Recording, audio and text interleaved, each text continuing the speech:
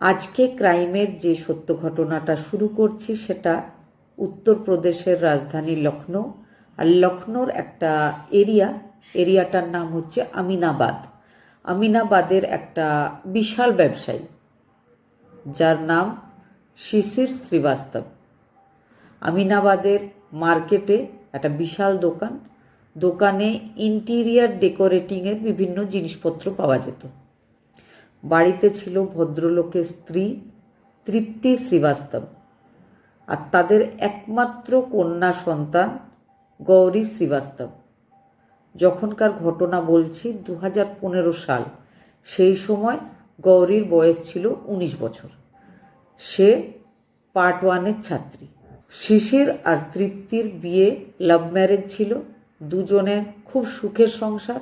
একমাত্র সন্তানকে তারা খুব ভালোভাবে মানুষ করছিলেন, যথেষ্ট স্বাধীনতা দিয়েছিলেন। 1 ফেব্রুয়ারি 2015 দুপুরবেলায় 12টার সময় তৃপ্তি নিজের মেয়ে গৌরীকে বলেছিলেন যে তোমার বাবার ব্লেজারটা ড্রাই ক্লিনের জন্য দিতে হবে, তো তুমি দিয়ে এসো। মেয়েটা মাকে বলেছিল যে আমি ড্রাই ক্লিন করতে দেবো, তারপরে একটা মন্দির আছে সেখানে যাব, তো আমার 1 ঘন্টা মতো সময় লাগবে, তারপরে আমি চলে আসব। মা বলেছিল ঠিক আছে। 1 ঘন্টার জায়গায় 4 ঘন্টা কেটে যায়, মেয়ে ফিরে আসেনি। মা বারবার মেয়েকে ফোন করার চেষ্টা করে, কিন্তু কলটা রিসিভ হচ্ছিল না, তবে রিংটা পুরো হচ্ছিল। এবার তৃপ্তির একটু চিন্তা হয়। সে নিজের হাজব্যান্ড শিশিরকে জানায় যে মেয়ে দুপুর 12টার সময় ড্রাই ক্লিনারের কাছে যাওয়ার নাম করে বেরিয়েছিল, কিন্তু এখনও বাড়ি ফিরে আসেনি। 4 ঘন্টা কেটে গেছে। ড্রাই ক্লিনারের দোকান খুব দূরে নয়, মার্কেটে। খুব জোর 8 ঘন্টা লাগার কথা, কিন্তু 4 ঘন্টা লেগেছে। বাবা চিন্তায় ড্রাই ক্লিনারের কাছে গিয়ে খোঁজ নেয়। সে বলে হ্যাঁ দুপুরবেলা মেয়ে এসেছিল, তবে সঙ্গে সঙ্গেই সে চলে গেছিল, ওখানে দেরি হয়নি। বাবা বাড়ি ফিরে আসে। মা আর বাবা দুজনে মিলে আবারও মেয়ের ফোনে কল করা শুরু করে। 5:30টার সময় কলটা রিসিভ হয়েছিল, তবে রিসিভ করেছিল কোনো একটা ছেলে। সেই ছেলেটা রিসিভ করে বলেছিল যে সে আর ওনাদের মেয়ে দুজন ইকো পার্কে আছে, তারা একটু পরেই বাড়ি চলে আসবে, চিন্তা করার কোনো দরকার নেই। এই কথা বলে সেই ছেলেটা ফোন কেটে দিয়েছিল। এবার মা বাবা ওয়েট করতে থাকে, আবারও কিছুক্ষণ কাটে, আবার তারা কল করে, আবার ছেলেটা ফোন রিসিভ করে, আবার সে একই কথা বলে যে বারবার কল করে বিরক্ত করবেন না, এক্ষুনি আপনাদের মেয়ে বাড়ি ফিরে আসবে। কিছু পরে আবার বাবা মা দুজন কল করে, আবারও কল রিসিভ হচ্ছিল না। তারপরে হঠাৎ করে আবার কল রিসিভ হয়।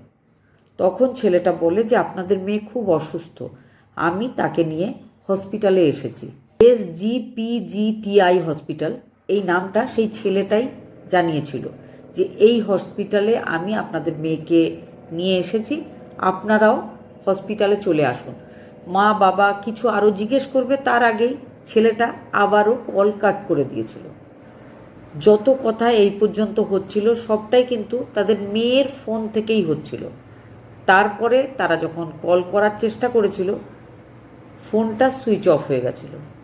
বাবা মা তাড়াতাড়ি সেই হসপিটালে চলে যায়।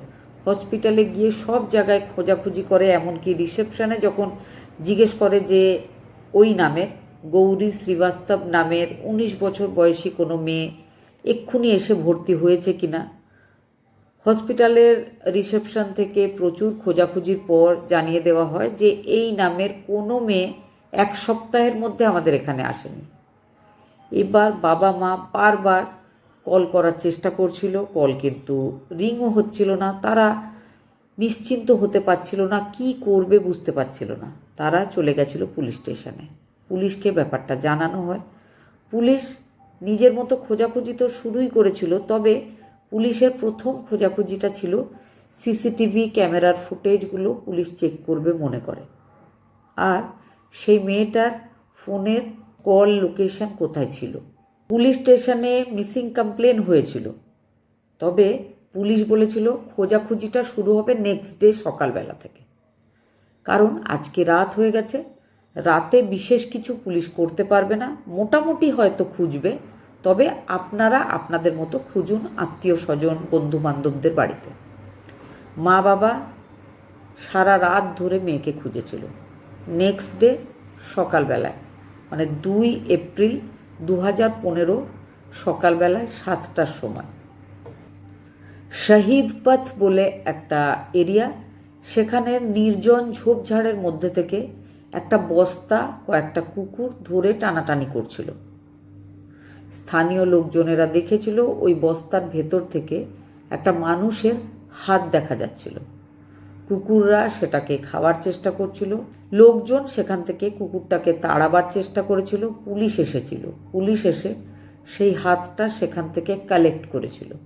কিছুক্ষণের মধ্যে আবারও অন্য একটা বস্তায় মাথা আর অন্য একটা হাত পাওয়া গেছিল।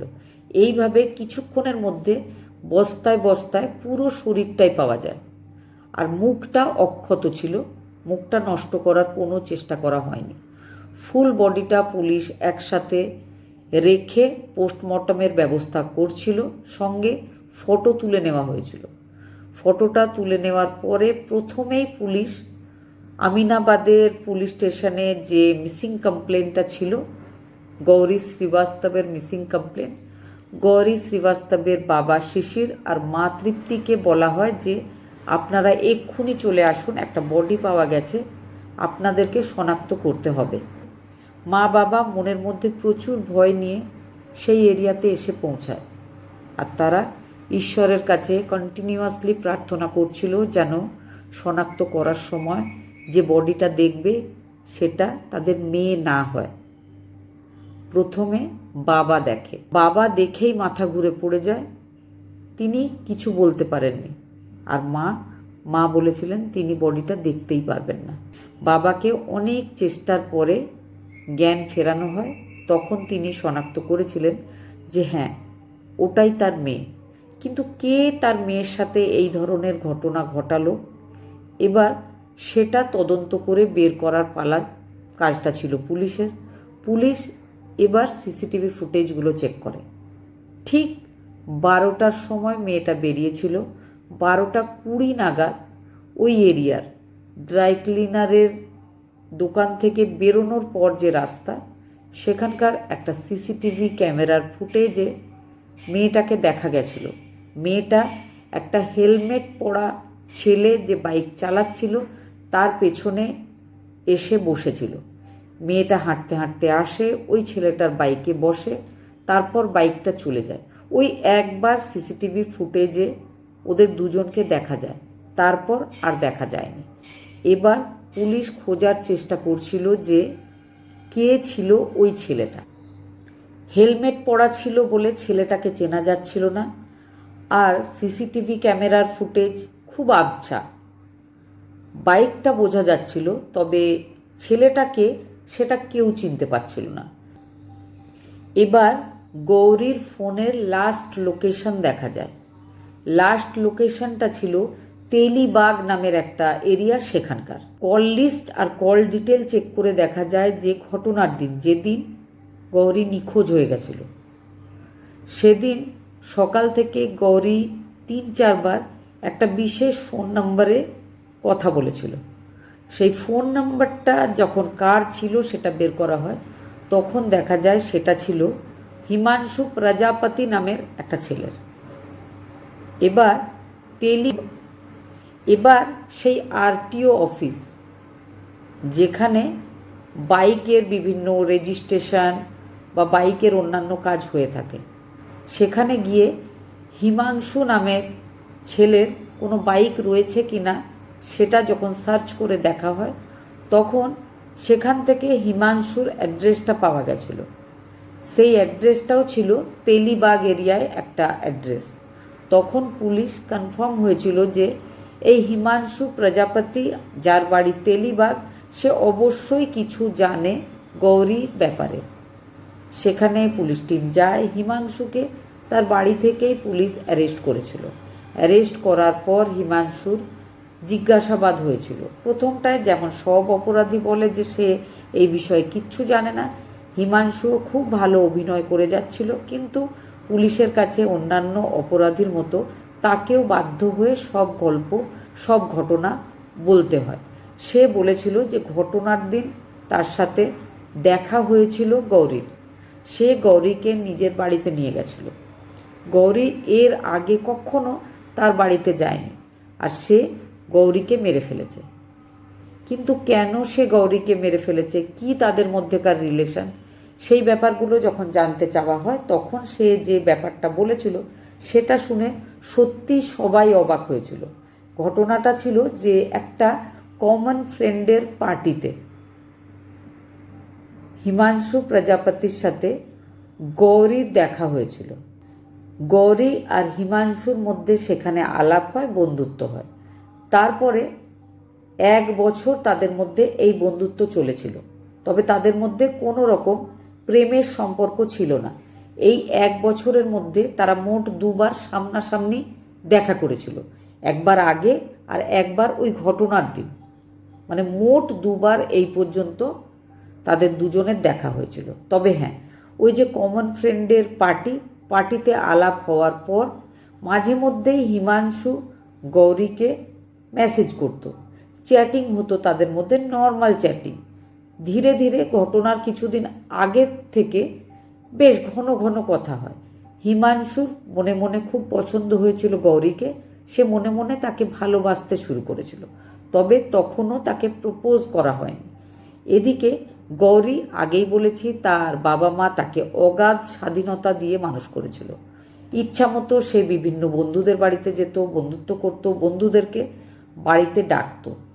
কোনো পার্টিকুলার ছেলে বা মেয়ের সাথে বন্ধুত্ব করতে হবে এমন কোনো বাধ্যবাধকতা তার মধ্যে ছিল না। যখন যার সাথে ইচ্ছা ঘুরতো, বেড়াতো, আনন্দ করত, তাদের বাড়ি যেত। তাকে তার বাবা মা কোনো দিন এই ধরনের ব্যাপারগুলোতে আটকায়নি। গৌরী হিমাংশুর সাথে প্রতিদিন চ্যাটিং করত, আর প্রতিদিনের এই কথা বলাটাকে হিমাংশু প্রেম বলেই ধরে নিয়েছিল। এবার গৌরীকে সে বলেছিল যে তার বাবা আর মা মুম্বাই গেছে, আর সে রাজস্থানের কলেজে পড়তো। সে কিন্তু লখনৌতে থাকতো না, রাজস্থান থেকে ছুটিতে সে বাড়ি এসেছে। সে বাড়িতে থাকবে এমন সময় তার বাবা মা মুম্বাই বেড়াতে গেছে। তো গৌরীকে সে বলেছিল যে তুমি আমার বাড়িতে এসো, আমরা দুজন একসাথে গল্প করব। গৌরী না বলেনি, গৌরী এর আগেও একবার দেখা করেছে বলেছি, আর সেই দিন দেখা করবে এমনটাই ঠিক হয়। গৌরী মাকে বলে যে সে বেরোচ্ছে, তবে মাকে এটাও বলেনি যে কোনো বন্ধুর বাড়ি সে যাবে।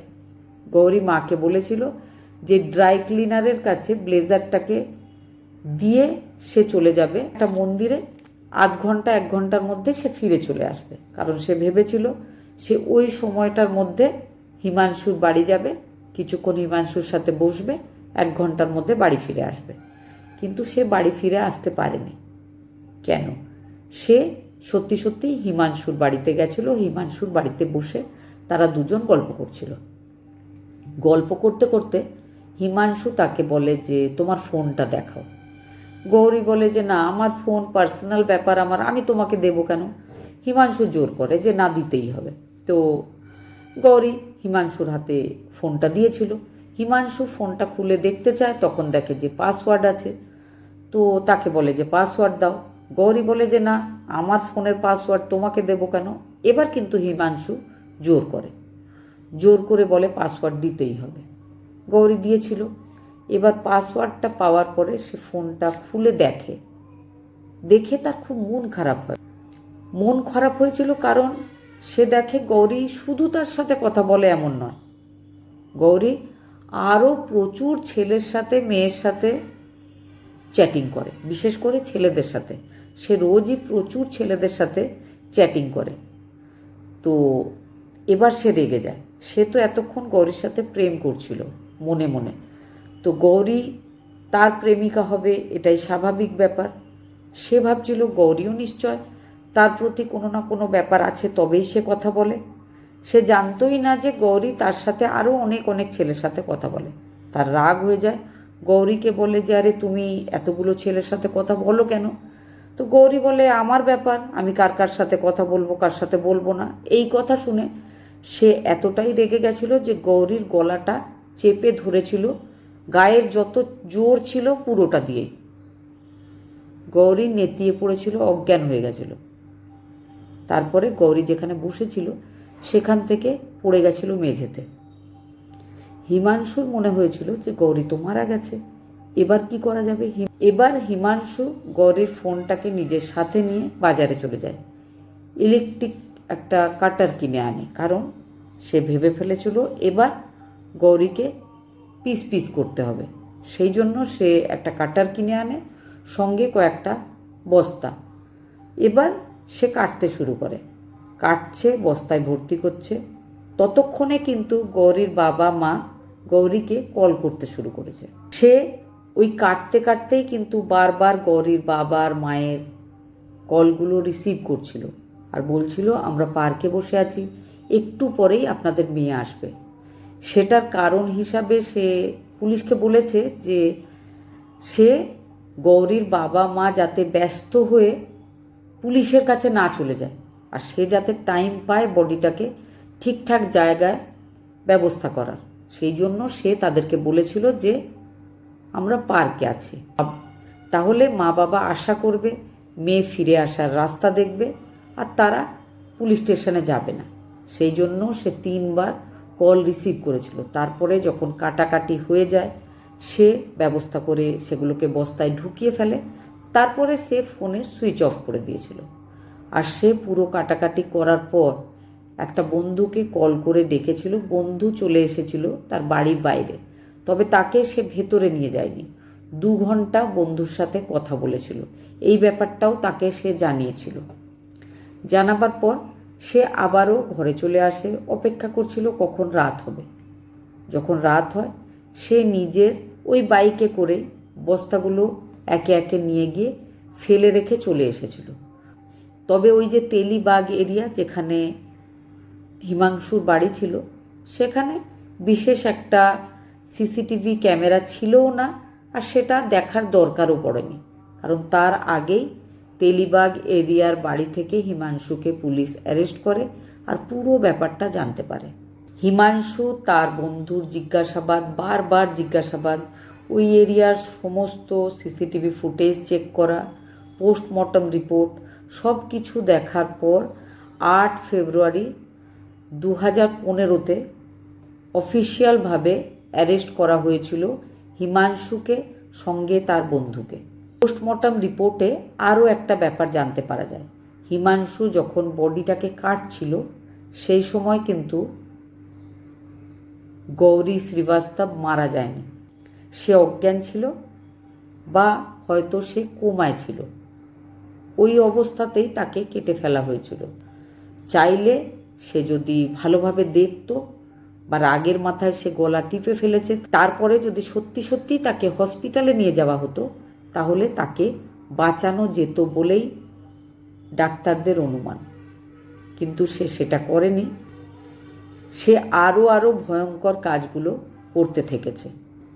এপ্রিল মাসে তার সঙ্গী বন্ধুকে জামিন দিয়ে দেওয়া হয়েছিল, কারণ পুলিশ তদন্ত করে জানতে পারে যে ওই যে বন্ধুটা সে কথা বলেছিল অবশ্যই 2 ঘন্টা, আর বস্তা ফেলতে যাওয়ার সময় হেল্পও করেছিল, তবে বাড়ির ভেতরে ঢোকেনি, কাটার সময় কোনো হেল্প করেনি।